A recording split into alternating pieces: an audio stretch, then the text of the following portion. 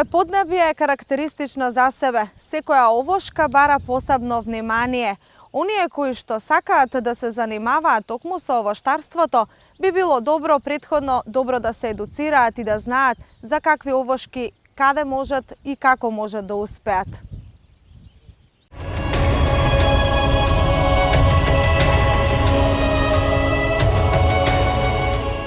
Овошјето е символ на убавина, почит, полза. Со своите цветови, листови, плодови и хабитус, овошките представуваат украс на дворот и животната средина.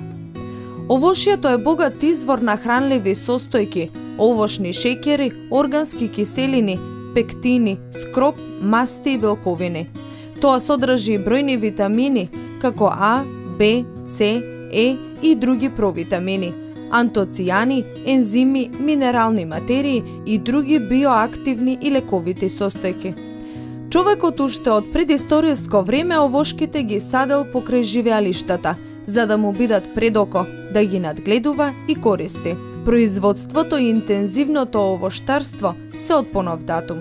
Низ својата долга историја човекот е филогенетски сврзан со овошките и овошјето. Современиот потрошувач се потешко се ориентира во презаситениот пазар на храна и пијалоци. Во голема мера како критериум во изборот не е цената, туку квалитетот и гаранциите за нештетноста на плодовите за човековото здравје.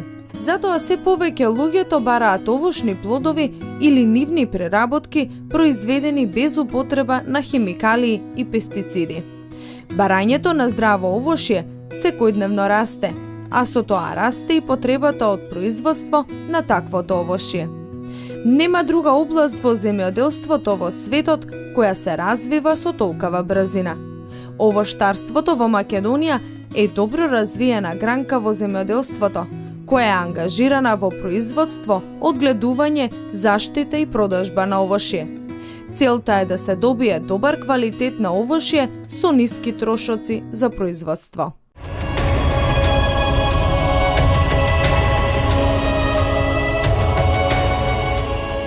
Садењето на овошките се врши во моментот на мирување на вегетацијата, односно на есен или на пролет. Подобро е садењето кога овошките се вршат на есен, но доколку тоа се врши на пролет, би требало да биде што порано. Какви подготовки треба да се направи на почвата за да се засадат младите овошки и што треба се да се направи? Денеска ќе разговараме со Стефче Андонов, кој што поседува свој овоштарник каде што има насадено модреслеви. Стефче, најпред се добре дојде во нашата емисија и те молам објасни ни каков беше процесот на подигање на младите овошни насади. Што се требаше да направиш за да ги посадиш? Па вака, прво се врши длабоко есенско орење, потоа се порамнува површината и зимаме проба анализа да испитаме што содржи земјата, што ќе биде потребно, кој ѓубрива за овошките. Јас насадив модра слива. Садењето се врши зависи од 4 до на 5 или 4 на 4.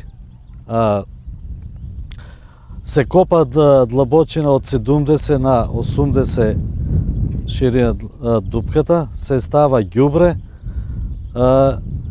Исто е една, ако садеме есента, пожелно по една кофа вода да се ставе, се натиснува земјата да не има воздух, да не испадне влагата и се затрупува. Постои ли овде посебно ѓубриво кое што треба да се практикува во самиот процес на засадување на овошките? Па има, рекова, откако ќе испитаме земјата, ќе ни каже дали калиум, фале, фосфор, не знам кои други. Кај мене беше збогатена со калиум, фосфор малку имаше и повише става во ѓубре кој содржи фосфор.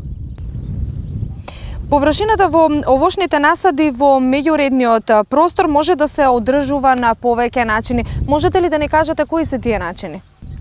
Па вака, моментално кај мене површината е зацелена.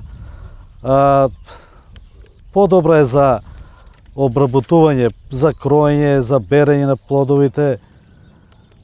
Исто така по-ефикасно се врши работата. За орење, мислам, не е пожелно, пошто по-тешко се извршува работата. И затоа повеќе идеме на овај принцип за целено да е земјиштето. Так. Овој период е и доста осетлив за самите дрвца. Се уште не се излезени плодовите, меѓутоа овде постои процесот на заштита на самите дрвца. Како се врши тој процес на заштита? Што се треба да направите за да ги заштитите? Па вака сега кроењето започнува од февруар, почетокот на февруар. Веќе ја започнува резидбата, али пошто временските услови многу са лоши, сега моментално е температурата висока и дрвата самите почна да се развиват, ќе биде многу лошо оваа година. Има некој сега слушнава некој препарат, антифриз се вика, кој се напрскува и го заштитува, задоцнува развој на цвето. Со 1 до 2 недели го закоснува. Па сега моментално може и за една недела ќе почнеме да прскаме од тај. Так, секој период од годината носи своји посебни работи кои што треба да се практикуваат на дрвцата. Што е она што континуирано го правите? Па веќе, значи секој месец има по некоја работа. Сега фебруар, значи почну со резидбата, таму при крајот на марта или тука негде средината се врши зимско прскање со бело масло. Потоа кога се рацветат исто така ги заштитуваме.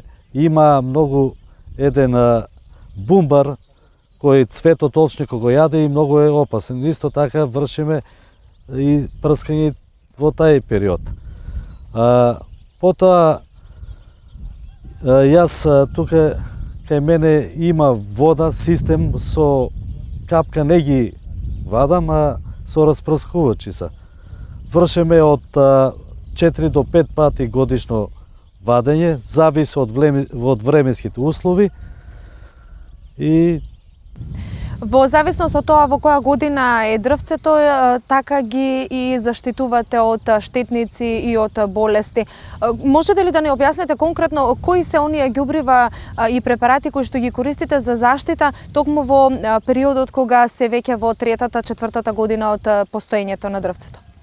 Па вака, јас сега моментално користам ѓубре 10-30-20, кое е збогатено со фосфор.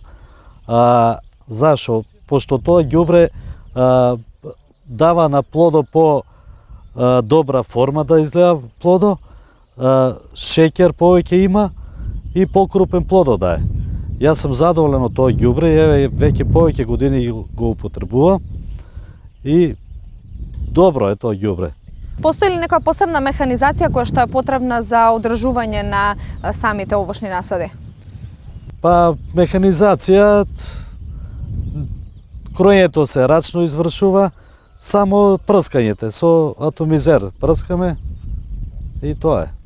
Друга механизација не употребува. Исто пошто кај мене е зацелена површината, со косачка косаме травата и така. Се појавува ли плевелот овде? Па плевел да, појавува се, ама пошто редовно косам и не дозволувам повеќе да расне. Так, има ли нешто посебно што е карактеристично, кое што им штети на дрвцата, кое што ги уништува дрвцата?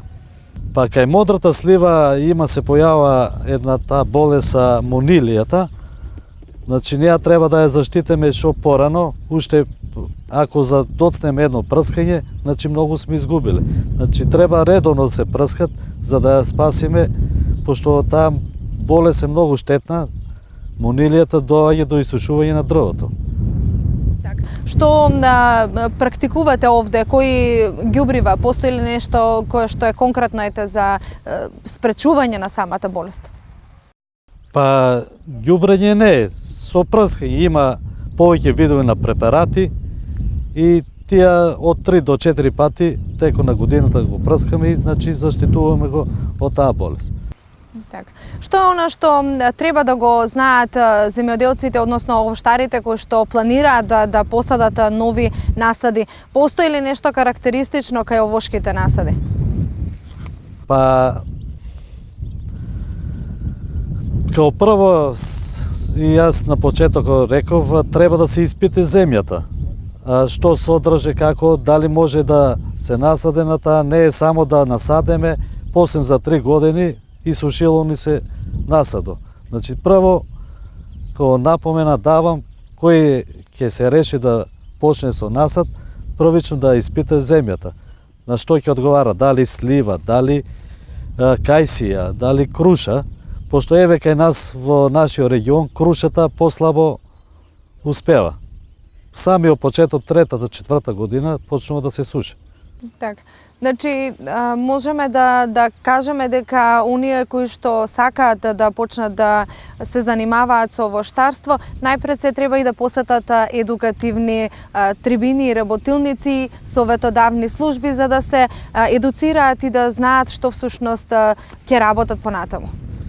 Па да, вака сега да кажеме дека никој не е роден учен. Ја, откако почнав да го гледувам насадо, почнав да се заинтересирам, одам по семинари, доаѓа на професори, па дури и плаќам, сам давал пари, професори се посетувале, да се повеќе се сакам секоја година да се едуцирам. Сметате ли дека од производството на мудри сливи може да се живее, да се обстојува и да се издржува едно семејство?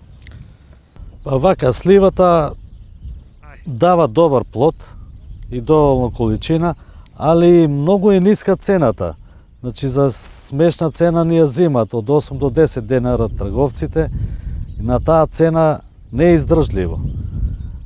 Да, испод 15 до 18 денара не треба да биде сливата, за да може и натаму и наредната година за да прошируваме што повеќе да има производство.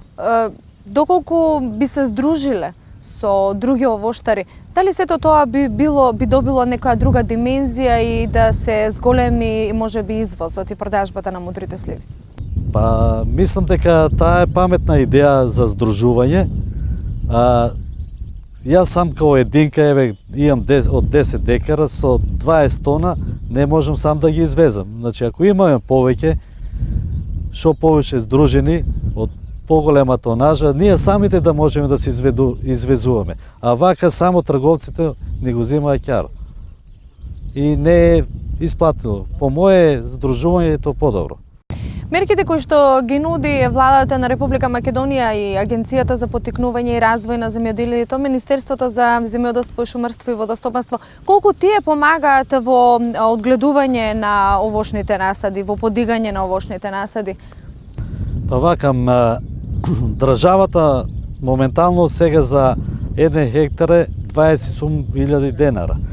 Тие средства се доволни за покривање на сите агротехнички мерки преку годината, за препарати, за одржавање, тоа е доволно.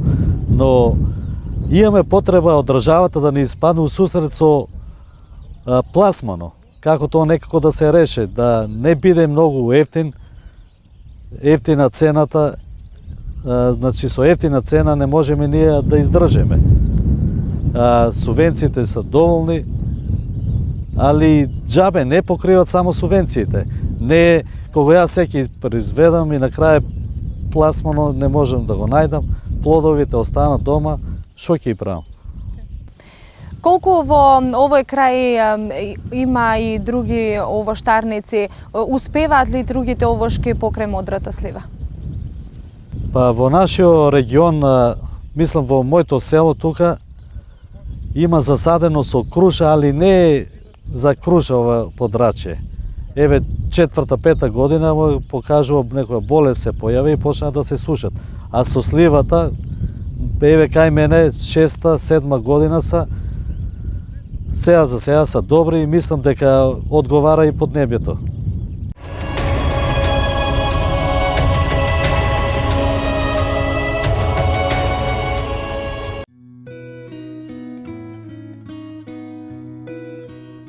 Поголем број на сорти сливи за успешно плодоносење имаат потреба од поголема количина на топлина и релативно подолг вегетацијски период. Во Македонија, сливата воглавно оди до 1000 метри надморска височина. Кај нас најдобри територии за слива се југоисточните, јужните, а во потоплите краеви и северната експозиција е со благ наклон. Општо земено за температурниот режим би можело да се каже дека најдобри терени за слива се оние што имаат средна годишна температура од 9 до 13 степени или средна вегетативна температура од околу 17,5 степени, а апсолутниот минимум да не е понизок од минус 30 степени.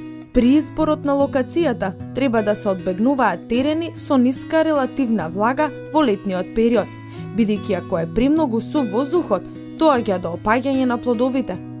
Ако таа релевантна влага е многу ниска и листовите почнуваат да опаѓаат. Како и другите овошни растенија, и сливата може да расте во различни почвени типови, но за добри резултати потребни се потопли почви.